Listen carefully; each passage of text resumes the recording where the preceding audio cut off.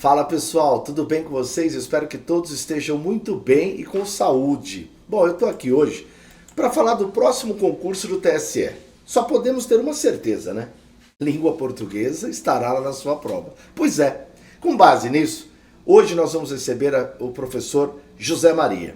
E, como ele disse na entrada, que está honrado em fazer parte, né, de uma equipe legal, eu também. Eu me sinto muito honrado, é um professor recomendadíssimo pelos melhores alunos e pelos melhores professores. José Maria, seja bem-vindo, né? Posso agregar aqui ao nosso time. Fico muito feliz. Professor já há muito tempo. Bom, se vocês tiverem dúvida de exatas, também pode perguntar, né, de economia, porque o professor é formado em engenharia também pelo ITA e economia é mestre. Então, professor José Maria, seja muito bem-vindo. O que o senhor fez hoje? Eu vi que, sendo possíveis bancas CESP e FGV, eu não quero FGV, estou até na madeira, mas é a vida. O professor pegou 4 questões e corrigiu dando dicas. Vamos assistir? E aí? Deixa o comentário, qual você acha que vai ser a banca? Deixa o comentário se gostou do vídeo. Por favor, dá o like se gostou. Seja muito bem-vindo, professor. E vamos para a aula, pessoal. Professor Zé Maria dando show aí nas questões.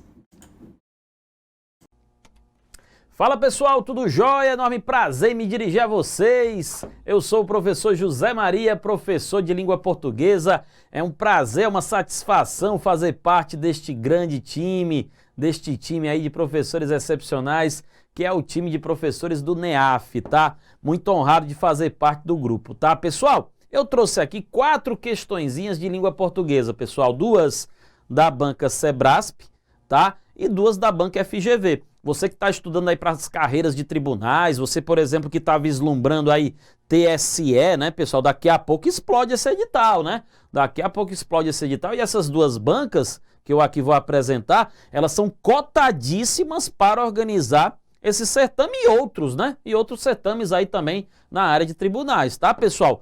Então vamos lá, ó. O que eu vou fazer aqui? Eu trouxe 4 questõezinhas, como eu disse.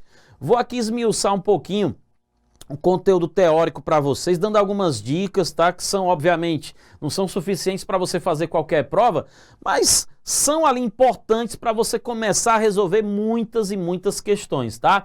Vamos que vamos, pessoal, para a tela todo mundo, olha só, né? Questão aqui da banca Sebrasp, tá? Ano de 2023, questão bem fresquinha, TJ Espírito Santo, cargo analista judiciário. Vamos dar uma lidinha no texto, pessoal, olha só. A apropriação colonial das terras indígenas muitas vezes se iniciava com alguma alegação genérica de que os povos forrageadores viviam em um estado da natureza, o que significava que eram considerados parte da terra, mas sem nenhum direito à sua propriedade. A base para o desalojamento, por sua vez, tinha como premissa a ideia de que os habitantes daquelas terras não trabalhavam. Esse argumento remonta ao segundo Tratado sobre Governo, 1690, de John Locke, em que o autor defendia que os direitos de propriedade decorrem necessariamente do trabalho. Então, olha só a sacada aí, né? Os europeus colonizadores, ao chegar ali às terras indígenas, né? Então, eles se sentiam ali no direito de desalojar aquelas comunidades, aquelas populações nativas, porque eles tinham ali uma base teórica que fundamentava essa atitude, né? Que fundamentava essa atitude. Cara, você não é dono dessa terra. Por quê? Porque eu estou alegando que você não trabalha, né? Você não trabalha. Perfeito? Isso aí remonta a John Locke, né? Ele usa, portanto, essa teoria para justificar essas ações. Tá bom, vai. Ao trabalhar a terra, o indivíduo mistura seu trabalho a ela. Nesse sentido, a terra se torna, de certo modo, uma extensão do indivíduo. Os nativos preguiçosos, segundo os discípulos de Locke, não faziam isso, não eram, segundo os lockeanos, proprietários de terras que faziam melhorias. Apenas as usavam para atender às suas necessidades básicas com um mínimo de esforço. Então você percebe aí, ó, toda uma razão, né, por trás, né, um raciocínio ali fundamentado, beleza, para justificar, enfim, a escravização desses povos, o desalojamento desses povos das suas terras de origem, né? Continuando aqui, meus amigos, James Tully, uma autoridade em direitos indígenas, aponta as implicações históricas desse pensamento. considera-se vaga a terra usada para a caça e a coleta. E se os povos aborígenes tentam submeter os europeus às suas leis e costumes, ou defender os territórios que durante milhares de anos tinham erroneamente pensado serem seus, então são eles que violam o direito natural e podem ser punidos ou destruídos como animais selvagens. Então, se houver reação por parte dos aborígenes, cara, eles passam a ser os vilões. Temos aqui, né, nós europeus, a justificativa para destruí-los, para escravizá-los. Olha que louco, beleza? Da mesma forma, o estereótipo, o padrão do nativo indolente sinônimo de preguiçoso e despreocupado, levando uma vida sem ambições materiais, foi utilizado por milhares de conquistadores, administradores de latifúndios e funcionários coloniais europeus na Ásia, na África, na América Latina e na Oceania, como pretexto para obrigar os povos nativos ao trabalho, com meios que iam desde a escravização pura e simples ao pagamento de taxas punitivas, corveias e servidão por dívida. Pois muito bem, toda a teorização por trás, né, do colonialismo ali de exploração, a gente pode entender dessa forma, né? Você veja que o texto é um texto relativamente curto, fácil de ser lido, embora seja um assunto ali profundo e tal, mas o trecho aqui selecionado deu para ler numa boa, você conseguiu captar a essência, né? Aí cuidado agora, vamos para a prática, né? Vamos para a prática das questões. Cuidado que o Sebrasp, ele é craque, tá, em extrapolar. Cuidado com isso. O que é extrapolar? É fazer uma afirmação que vai além do que está dito no texto. Tá? Uma afirmação que não encontra fundamentação material no texto. É o que nós denominamos extrapolação. E essas extrapolações muitas vezes são discretas, tá, pessoal? Então olha só a primeira questãozinha aí. Cuidado com as extrapolações. Cuidado com o canto da sereia, eu costumo dizer, né, pessoal? Uma redação que ela aparenta estar correta, mas quando você vai analisá-la a fundo, ela está errada, tá? É o caso aqui da primeira, vem aqui comigo, ó. O texto ele nos informa que antes da chegada dos europeus, a população nativa, as populações nativas dos territórios colonizados não trabalhavam. Vem cá, vai devagar. Dá uma vontade, sei lá, às vezes a pessoa, no cansaço alimentar de uma prova, né? Ele olha para um item desse que aparenta aí uma correção, lá vai ele aqui marcar correto. Cara, vamos devagar. Essa história de que a população nativa não trabalhava, e isso era uma desculpa utilizada pelos europeus colonizadores para subjugar esses povos. Era uma desculpa, isso era uma alegação, isso não era um fato. Isso não era um fato, isso era algo alegado pelos europeus colonizadores. Era uma desculpa utilizada pelos colonizadores europeus. Não era um fato em si, né? Não era uma realidade, tá? O texto está dando a entender que isso não era uma realidade. Perfeito? Isso aí era uma desculpa esfarrapada dos europeus, tá? Então, nosso item aqui, moçada, ó, ele cruzou o sinal vermelho, né, pessoal? Ele cruzou o sinal vermelho. Ele cometeu aqui, ó, uma extrapolação. Nosso item está errado. Cuidado, leia com calma esses itens, né? Capte a essência do texto e fique atento a esses pequenos deslizes, tá? Beleza? Entendeu? Aí, ó, extrapolar é quando aquela afirmação não encontra fundamentação material no texto. O Sebrasp, banca cotadíssima aí para organizar a sua prova, cara, ela é craque, essa banca é craque nas extrapolações. Vem comigo, próxima questão. Olha só, outro estilo aqui de questão do Sebrasp, né? A correção gramatical e a coerência das ideias do quarto período do primeiro parágrafo. Vamos por partes. Vamos por partes aqui, ó. Né? O Sebrasp quer que você localize, ó. Quarto período do primeiro parágrafo. Vai devagar. Primeiro parágrafo, você sabe onde está. Primeiro parágrafo, né? Legal? Aí o que ele significa período, professor? Período é uma frase verbal. Então, o quarto período do primeiro parágrafo é a quarta frase verbal desse período. Vamos voltar ao texto. Vamos voltar lá ao primeiro parágrafo e vamos destacar o quarto período, ó. Vamos lá, primeira frase que você está vendo. Primeira frase que você está vendo começa aqui, ó, em a apropriação. E ela vai até onde, hein? Ela vai até onde? Vamos atrás do pontinho final que encerra essa frase. Cadê? Bem aqui, ó. Bem aqui, ó, o pontinho final. Acabou a primeira frase. Acabou a primeira frase, começa a segunda. A base para o desalojamento vai até onde? Vai até aqui, ó. Trabalhavam. Acabou a segunda frase, começa a terceira. Esse argumento remonta ao segundo tratado, Vai até onde? Vai até onde? Ó, trabalho. Terceira frase. Aí note que cada frase dessa, moçada, você encontra nelas verbos, né? Por isso que eu as chamo de período. O que é um período? É uma frase verbal, é uma frase com verbo dentro. O quarto período, bora destacar esse rapaz. Bora destacar esse rapaz. Vamos grifar aqui em amarelo, ó. Ao trabalhar a terra, o indivíduo mistura o seu trabalho, beleza, a ela. Nesse sentido, a terra se torna, de certo modo, uma extensão do indivíduo. Tá aí. Beleza? Esse é o quarto período do primeiro parágrafo. Antes de analisar a proposta de reescrita, vamos logo aqui dar algumas dicas, sabe, que são importantes, ó. Queridos, ao trabalhar a terra, tá vendo aqui esse padrão de oração, ó?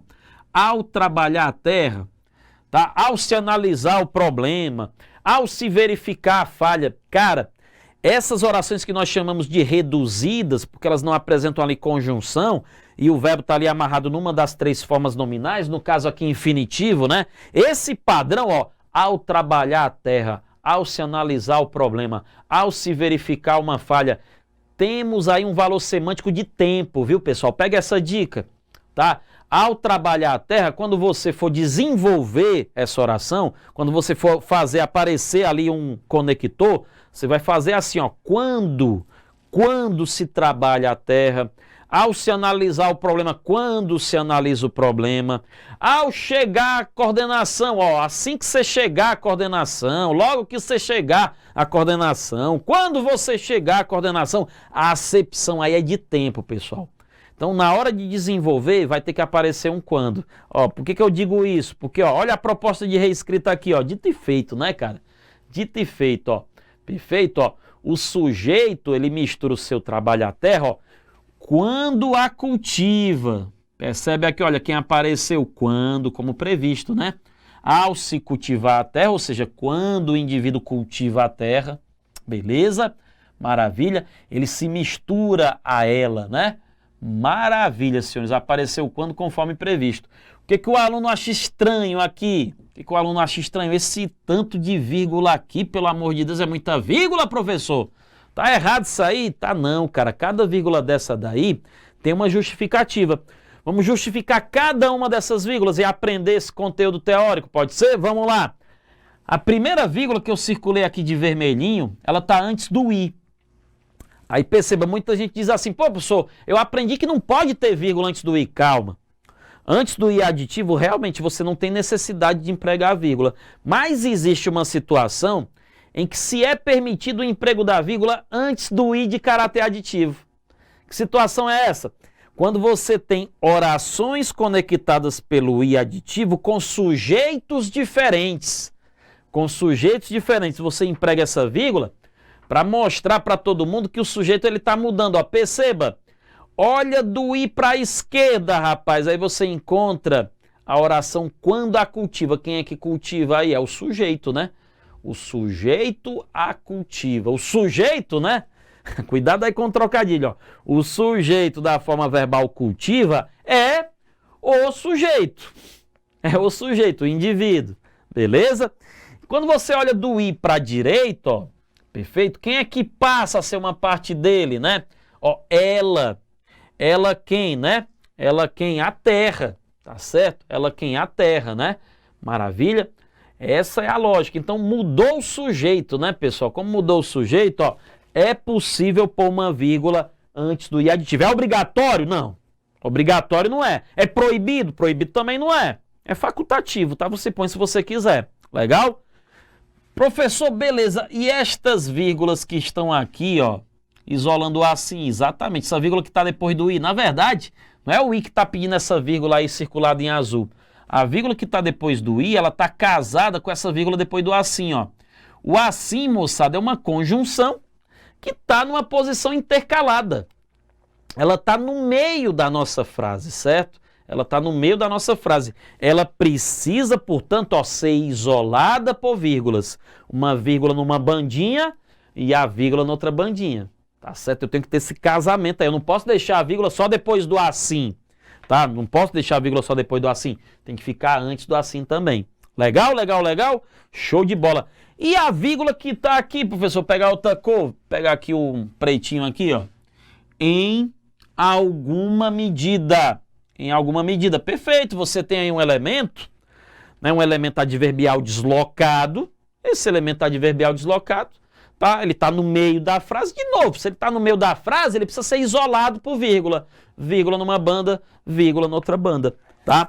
Então, meus amigos, ó, tá tudo certo aí, ó, do ponto de vista da correção gramatical, tá tudo perfeito. E as coerências aqui se mantiveram, né, pessoal? Os sentidos aqui, né, das ideias, a lógica aqui das ideias, né, tudo isso se manteve. Tudo isso se manteve íntegro, né? Então, você tem aqui, ó, um item corretíssimo, tá? Então, nós aqui mapeamos alguns aspectos gramaticais, né? Nessa nossa abordagem, né? A dica, né? Ao se analisar um problema, ó, quando se analisa um problema, o emprego dessas vírgulas, quando é que tem vírgula antes do i aditivo, né? Montamos aqui uma situação em que essa vírgula é facultativa, essas vírgulas para separar elementos que estão intercalados, quebrando uma sequência, elas são muito importantes, tá? Beleza? Foram duas questõezinhas aqui da banca Sebrasp. Vamos agora trabalhar duas questõezinhas da banca FGV. Eu começo a rir quando eu falo da banca FGV, porque a FGV é uma banca que às vezes, cara, ela extrapola, né?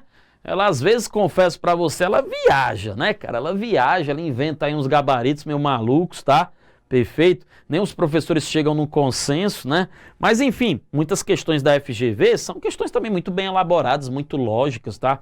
Que realmente requerem aí uma capacidade muito afiada do candidato. Ó, olha só essa terceira questão interessantíssima, né? Olha o enunciado. O enunciado é como se fosse uma charada, vamos pensar assim. Aí você tem que decodificar essa charada, né? Um dos problemas da escrita está no emprego de palavras desnecessárias devido ao fato de seu significado já estar expresso em outra palavra da mesma frase. Então, cara, tem uma palavra lá que ela já traz o sentido desta outra, então eu não preciso desta aqui, basta esta, né? Que ela já supre a necessidade. Em outras palavras, ele está falando de pleonasmos, redundâncias. Aí ele quer a opção em que isso não ocorre. Vamos matar essa charada, pessoal. Não está difícil não, ó. Quando eu digo assim, ó, inauguraram um novo supermercado. Você não precisa desse novo, cara. Quando você fala em inaugurar, eu já implico novidade, né?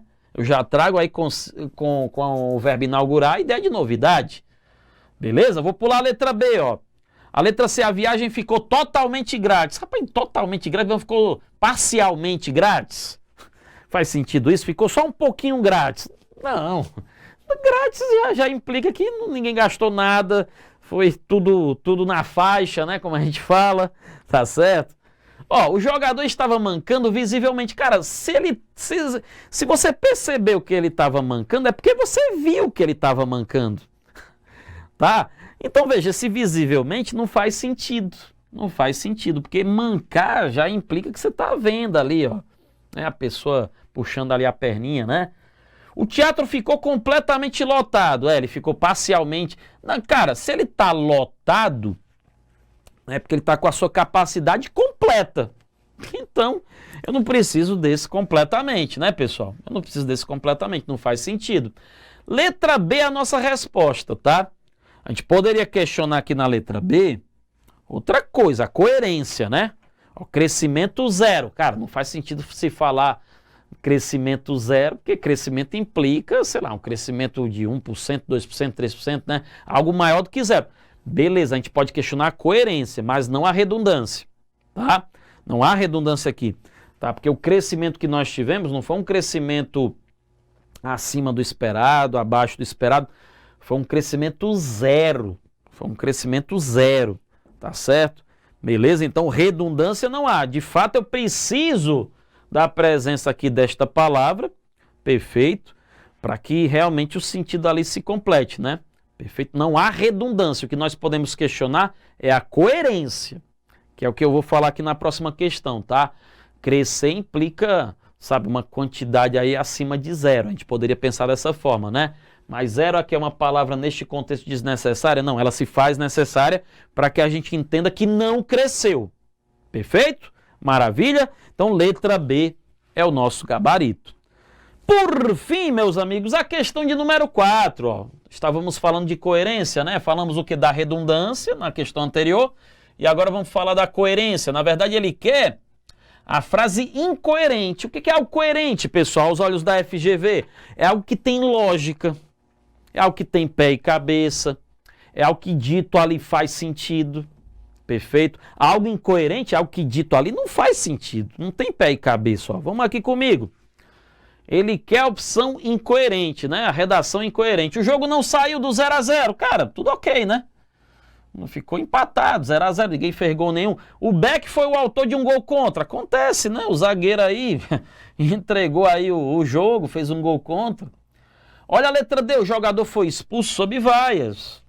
Tem jogador que é expulso sob aplausos. Esse daqui foi expulso sob vaias. O atacante foi substituído logo ao início do segundo tempo. Ok. Agora, olha só a letra C. O gol do Vasco foi feito nos descontos. Nos descontos. Não, peraí. O que ele quis dizer? O que ele quis dizer? Tá? Ele quis dizer o seguinte, que o gol do Vasco, ele foi feito nos acréscimos. Nos acréscimos, né? Não tem lá aquele tempinho 47, né? Tem que terminar nos 45 do segundo tempo, mas aí o juiz ali dá uns acréscimos, porque o jogo para muito, né? Beleza? Então o gol foi no tempo extra, né? No tempo extra e não nos descontos. Tá? Ele fez gol nos descontos, como assim? Nos acréscimos, foi o que ele quis dizer. Né? Usar aqui a palavra acréscimo é o que vai dar coerência, é o que vai dar sentido, é o que vai dar lógica para essa redação. Beleza, meus amigos? Show de bola? Cara, 4 questõezinhas aqui, 2 do Sebrasp, 2 da FGV, para você aí não ter, obviamente, uma noção ainda completa, né? Longe disso, né, pessoal? Vamos ser sinceros. Mas para você ter uma noção de como é que estão hoje as bancas, quais são as habilidades exigidas.